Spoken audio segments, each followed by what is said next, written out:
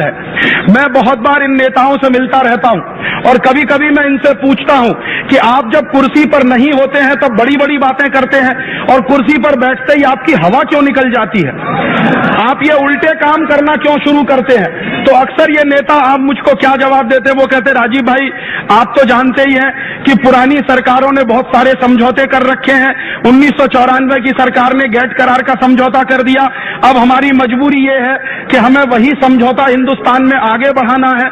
और मैं फिर उनको एक सवाल और पूछता हूं कि अच्छा, अगर यही बात है कि पुरानी सरकार ने एक समझौता किया जिसका नाम गेट करार का समझौता या डंकल प्रस्ताव या WTO का एग्रीमेंट, और हम मानते हैं कि वो गलत समझौता था और आप भी उसी गलत समझौते को आगे बढ़ा रहे हो, तो आप में और पुरानी सरकार में फर्क क्या?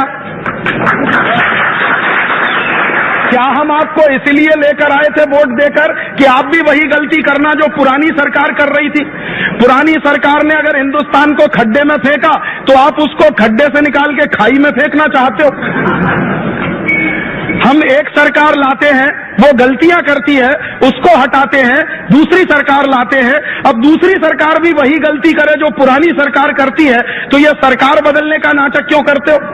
तुम सब मिलकर एक ही खानदान क्यों नहीं बना लेते? हिंदुस्तान के लोगों को क्यों बेवकूफ बनाते हो कि हम अलग खानदान के हैं, हम अलग खानदान के हैं, हमारा चुनाव चिन्ह हाथ का पंजा, हमारा चुनाव चिन्ह कमल का फूल, ये सब एक कर दो। जब पुरानी सरकार की नीतियों को ही तुम्हें चलाना है और नई सरकार कोई नई नीति बनाना ही नहीं चाहती, तो हम तो मानते हैं कि जनता के लिए तो ये सब खानदान एक ही है, इसमें कोई फर्क नहीं है। और अगर आपकी नीतियों में फर्क नहीं है तो जब आप वोट मांगने जाते हो तो क्यों बोलते हो फलानी पार्टी बेकार है, मेरी पार्टी बहुत अच्छी है? कहो कि हम सब पार्टी वाले एक ही थाली के चट्टे बट्टे हैं, जो वो करते हैं वो हम करने वाले हैं। अब आपकी हिम्मत हो तो वोट दीजिए, वरना मत दीजिए।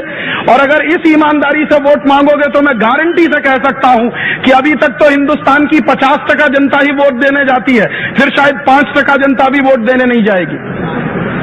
लेकिन ये ऐसा नहीं करते। ये जब चुनाव लड़ते हैं तो बड़े बड़े वायदे करते हैं आपसे और बड़े बड़े सपने दिखाते हैं आपको और ऐसे ऐसे मुद्दे उठाते हैं जिनका मुझसे और आपसे कुछ लेना देना नहीं। पिछला चुनाव हुआ, उसमें मुद्दा उठाया स्थिरता का। पिछला चुनाव हुआ, उसमें मुद्दा उठाया गुड गवर्नेंस का। अब मेरे लिए गुड गवर्नेंस का मतलब क्या? मेरे लिए गुड गवर्नेंस का मतलब यह है कि पुरानी सरकार की हुई गलतियों को नई सरकार नहीं करेगी, वही मेरे लिए गुड गवर्नेंस है।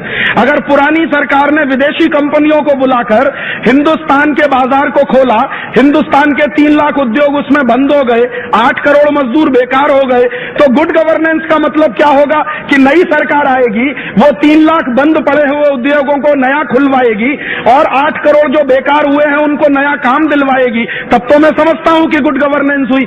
अब नई सरकार आकर बोलती है कि पुरानी सरकार ने तो 3 लाख उद्योग बंद कराए थे, हम 6 लाख और कराएंगे।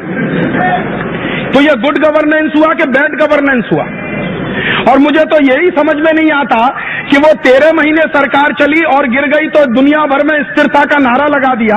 अब तुम्हारे पास स्थिर मेजोरिटी आ गई तो तुम 13 महीने की सरकार ने जितनी विदेशी कंपनियों को बुलाया उससे और ज्यादा आप बुलाना चाहते हो। तो स्थिरता किसके लिए? जनता के लिए कि तुम्हारी कुर्सी के लिए? तो स्थिरता का नारा या गुड गवर्नेंस का नारा जनता के लिए नहीं है। स्थिरता का नारा और गुड गवर्नेंस का नारा उनकी अपनी जो कुरीतियां हैं, जो उन्होंने गलत नीतियां बना रखी हैं, उन्हीं को लगातार आगे बढ़ाने के लिए है। इसका अर्थ बिल्कुल साफ है। इसका अर्थ ये साफ है कि अब हिंदुस्तान की 2 राजनीतिक पार्टियों से तो आप कोई उम्मीद नहीं कर सकते कि वो इस राष्ट्र के हित में कुछ करेंगे। उन्होंने तो गठजोड़ कर लिया है और गठजोड़ ऐसे विचित्र तरीके से किया है कि अभी थोड़े दिन पहले फिक्की का एक सम्मेलन हुआ था दिल्ली में। उस सम्मेलन में हमारे माननीय प्रधानमंत्री गए और भाषण देकर आए कि मैं उदारीकरण की गति को और तेज करने वाला हूं। दूसरे दिन मैंने देखा कि श्रीमती सोनिया गांधी भी पहुंच गई वहां भाषण देने और उन्होंने कहा कि भारत सरकार जब उदारीकरण की गति को तेज करेगी तो हम पूरा समर्थन सरकार को देने वाले हैं। तो इसका माने अंदर खाने में दोनों की दोस्ती है, बाहर खाने में झगड़ा है। आपको दिखाने के लिए झगड़ा है, मुझको दिखाने के लिए झगड़ा है। अंदर ही अंदर कोई झगड़ा नहीं है, समझौता कर रखा है कि तुमने जितना देश बेचा उससे ज्यादा हम बेचेंगे, तुमने जितनी चैंपियनशिप मारी है उससे ज्यादा हम मारेंगे, तुमने हमको समर्थन दिया था हम तुमको समर्थन देंगे। इस तरह के गठजोड़ की राजनीति अब शुरू हुई है। और मुश्किल ये है कि जब इस तरह की राजनीति देश में चलती है और इस तरह के विधेयक लाने जब शुरू हो जाते हैं संसद में, तो आप जानते हैं कि एक नया तरीका और आया है। कहते हैं इस देश में प्रजातंत्र चलता है, लेकिन आप जानते हैं कि डिक्टेटरशिप भयंकर पैमाने पर चल रही है इस देश में। कैसी डिक्टेटरशिप चल रही है, मैं व्यक्तिगत रूप से जानता हूं कि कांग्रेस पार्टी में ऐसे कई एमपी हैं जो बीमा क्षेत्र के निजीकरण के पूरी तरह से विरोधी हैं। भारतीय जनता पार्टी में ऐसे कुछ एमपी हैं जो बीमा क्षेत्र के विदेशीकरण और निजीकरण के पूरी ताकत के साथ विरोधी हैं। और आप भी जानते हैं, मैं भी जानता हूं। लेकिन क्या होगा, मैं आपको आज बताता हूं कि जो लोग विरोधी हैं बीमा क्षेत्र में विदेशी कंपनियों को बुलाने के, उनको व्हिप जारी किया जाएगा। एक तरफ बिल लाया जाएगा, दूसरी तरफ पार्टियों की तरफ से व्हिप जारी किया जाएगा और व्हिप जारी करके सांसदों को यह बताया जाएगा कि जो सरकार चाहती है वैसा वोट डालो, अगर तुमने सरकार के कहने पर वोट नहीं डाला तुमको पार्टी से निकाल दिया जाएगा। और आजकल के एमपीज इतने कमजोर हो गए हैं कि उनको पार्टी छोड़ना मंजूर नहीं है, भले ही देश खड्डे में चला जाए। वो बातचीत में कई बार मुझे कहते हैं, मैं कई एमपी से मिल चुका हूं, 250 से ज्यादा एमपी से मैं पिछले 3 वर्षों में मिला हूं। और मैंने हर एक से ये पूछा कि आप क्या मानते हैं, विदेशी कंपनियों को ज्यादा आना चाहिए, बीमा के क्षेत्र में आना चाहिए, बैंकिंग में आना चाहिए? वो कहते हैं नहीं आना चाहिए। तो मैंने जब उनसे पूछा कि अच्छा ईमानदारी से ये बताना, ये बिल आएगा तब तुम क्या करने वाले हो? तो उन्होंने कहा राजीव भाई हम तो कुछ नहीं कर सकते, व्हिप आएगा और जो व्हिप कहेगा वही हमें तो करना पड़ेगा। तो मैंने कहा आप फिर ईमानदारी से ये बताओ कि जब आप वोट मांगने आते हो मेरे पास तो आप बोलते हो कि हम आपके प्रतिनिधि बनेंगे इसलिए आप हमको वोट दीजिए, तो आप मेरे प्रतिनिधि बनकर वोट लेकर संसद में जाकर बैठते हो और काम पार्टी का करते हो, प्रतिनिधि मेरे बने हुए हो, काम पार्टी का करते हो, तो तुमसे जैसा बेवकूफी वाला आदमी कौन है? मुझसे वोट मांगा, मैंने तुमको वोट दिया, 6-7 लाख की आबादी का आप रिप्रेजेंटेशन करते हैं, तो आपकी जिम्मेदारी वो 6 लाख वोटर के प्रति है या एक पार्टी के अध्यक्ष के प्रति है? आप बताइए। और अगर आप ईमानदारी से ये कहते हैं कि हमारी प्रतिबद्धता पार्टी के प्रति है, तो फिर आप ये क्यों कहते हैं कि हम आपके प्रतिनिधि हैं? आप मेरे प्रतिनिधि कहां हैं? आप तो पार्टी के प्रतिनिधि हैं।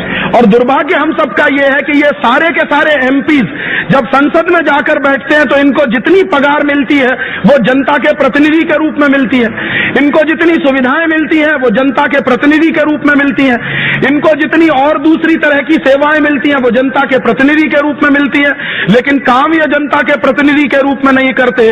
दुर्भाग्य मुझे ये कहना पड़ता है कि ये सब सांसद पार्टियों के बंधुआ मजदूर हो गए।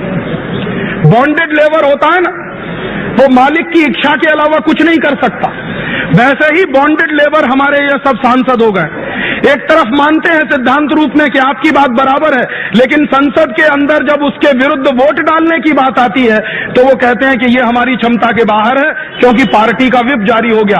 आप जान लीजिए, ये पार्टियों ने व्हिप जारी करने की जो परंपरा बनाई है ये हिंदुस्तान को डिक्टेटरशिप की तरफ ले जाने की निशानी है, हिंदुस्तान को हिटलर शाही की तरफ ले जाने की निशानी है। ये हिटलर शाही यही होती है जहां कोई अपने मन की बात नहीं कह सकता, एक नेता सोचता है, एक अध्यक्ष सोचता है, एक आदमी समझौता करता है और बाकी सबको मजबूर किया जाता है कि तुम उसको मानो और उसका पालन करो।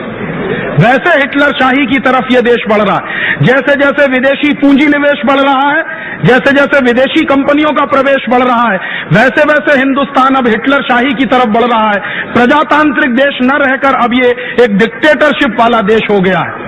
अब ऐसी परिस्थिति में हमारे सामने चुनौती है और ये हमारे सामने जिम्मेदारी भी है कि हम इस लड़ाई को